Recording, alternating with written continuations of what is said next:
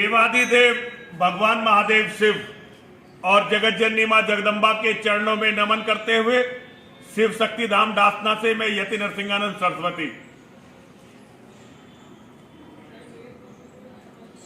मेरी जो सोच है, मेरे जो विचार हैं, वो एक विचारधारा के बारे में ही है। मेरा अपना पूरा जीवन इस्लाम के जिहाद के इर्द गिर्द घूमता है। मेरी सोच में इस्लाम के जिहाद के अलावा बहुत कम बातें हैं।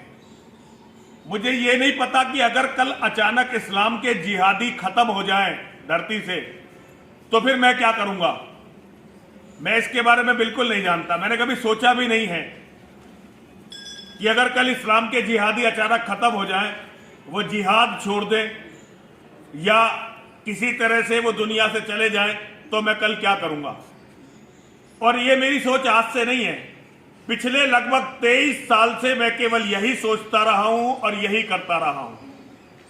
और इस यात्रा में मेरा कभी भी लक्ष्य एक क्षण के लिए भी मुझसे अलग नहीं हुआ। कई बार हो सकता है मैंने कुछ ऐसी गलतियां की हों कि बहुत सारे हिंदू मनीषी, हिंदू ऋषि, हिंदू विद्वान मेरे से नाराज हों। हो सकता है उन्हें मेरी बातें बुरी लगती हों, उन्हें यह लगता हो कि मैं उनकी अवमानना या उनका अपमान करता हूं। मैं आप सभी के चरणों में अनुरोध करना चाहता हूं, मैं केवल अपना काम कर रहा हूं। जो मुझे मेरी मां और मैं महादेव ने कार्य दिया, मैं केवल उस काम में लगा हुआ हूं। एक क्षण के लिए भी किसी हिंदू को नीचा दिखाना या किसी हिंदू को अपने से जरा सा भी उन्नीस सिद्ध करना, ये कभी भी मेरे मन में न तो था, न है और न ही कभी होगा। मेरे से बहुत सारे लोग जब व्यक्तिगत रूप से मिलने आते हैं तो अगर वो किसी विषय पर बात करते हैं तो मैं चुप रहता हूं। मैं ज्यादातर विषयों पर बात ही नहीं करता। लेकिन जब इस्लाम के जिहाद की बात आती है तब मैं बोलता हूं। और इस्लाम के जिहाद से लड़ते लड़ते मेरा अपना स्वभाव भारत की प्रदेश सत्ताओं के और केंद्रीय सत्ताओं से लड़ने का हो चुका है। क्योंकि मुझे यह लगता है कि हमारे देश की सत्ताएं मुसलमानों का, इस्लाम के जिहादियों का बड़ा पक्ष लेती हैं। हो सकता है ये मेरे विचार गलत भी हो। जरूरी नहीं है कि कोई व्यक्ति हर जगह सच हो सकता है कि भारतीय जो ये सरकारें हैं, जैसे कांग्रेस की सरकार, अब भाजपा की सरकार, प्रदेश में सरकारें रही हैं, समाजवादी पार्टी की सरकार, बसपा की सरकार और अब हमारे योगी जी की सरकार है, सरकारों की कोई गुप्त नीतियां हो और वो इस्लाम के जिहादियों से किसी अलग विधि से लड़ रही हो जो मेरे जैसे छोटी बुद्धि के व्यक्ति के समझ में ना आता हो। जब मुझे उनकी बातें समझ में नहीं आई तो मैंने सरकारों के खिलाफ और जो लोग सरकार चला रहे थे उनके खिलाफ कई बार बहुत बोला है। ये मेरी गलती है, मैं बोलता रहा हूं। ऐसे ही मुझे कई बार जब ये दुख हुआ कि जिहादी जिस तरह से हम लोगों को मार रहे हैं और हमारा धार्मिक सिस्टम हमें बचाने के लिए कुछ भी नहीं कर रहा है, तो कई बार मैंने ऐसा भी बोला है जो हमारे बड़े धर्माचार्यों को बुरा लगा होगा, हमारे बुद्धिजीवियों को बुरा लगा होगा। ऐसा नहीं है कि हिंदुओं में अकेला ही परेशान हूं या अकेला ही मैं जिहाद से लड़ना चाहता हूं। हमारे बहुत सारे लोग हैं जो जिहाद से लड़ रहे हैं और वो आर्थिक स्थिति में भी, सामाजिक स्थिति में भी और मान प्रतिष्ठा में तो बहुत ज्यादा। वो सब लोग मुझसे बहुत अच्छे हैं, बहुत समझदार भी हैं और मुझसे बड़ा कार्य कर रहे हैं। मैं उन सभी को प्रणाम करता हूं और अपनी तरफ से एक संदेश सभी को देना चाहता हूं। किसी की मूर्खता के लिए, जैसे मान लीजिए मैंने कोई गलती की, मैंने कोई मूर्खता की, तो इस मूर्खता के लिए आप कभी भी अपने आप को दंडित ना करें। आज हम सब जितने भी इस्लाम के जिहाद के भारत में विरोधी हैं, बहुत सारे हो सकता है विरोधी उतने ना हो जितना मैं हूं, या कुछ लोग ऐसा हो सकता है कि मुझसे भी हजारों गुना ज्यादा विरोधी हो, लेकिन इस्लाम की नजर में हम सब काफिर हैं। वो लोग जो इस्लाम का विरोध करते हैं वो भी, और जो इस्लाम के जिहाद का विरोध नहीं करते उनकी नजर में वो भी काफिर हैं। हम लोग एक दूसरे के साथ मिलजुल कर रहे हैं और मुसलमान जिहादियों को हमारी एकता के बारे में पता चले और साथ में सत्ताधीशों को भी हमारी एकता के बारे में पता चले। ये हम सबके अस्तित्व के लिए बहुत जरूरी है। मुझसे ज्यादा ये बाकी सब लोगों के अस्तित्व के लिए बहुत जरूरी है। यदि किसी भी साथी पर, हो सकता है वो मुझे साथी ना मानते हो, लेकिन जब उन पर कोई मुसीबत आई या कोई कष्ट आया और उन्होंने मुझसे उसके बारे में कहा, तो आज तक एक भी व्यक्ति नहीं कह सकता कि किसी की निजी लड़ाई में मैंने उसका साथ नहीं दिया। एक भी व्यक्ति नहीं कह सकता।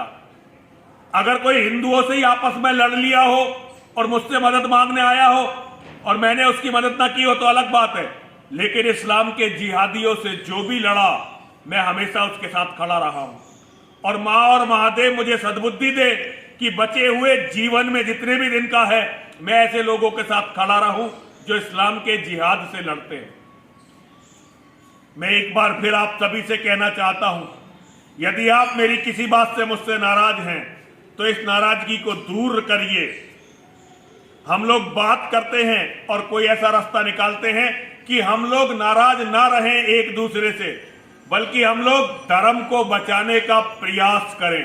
और इस प्रयास के लिए हम सबका मजबूत होना बहुत जरूरी है।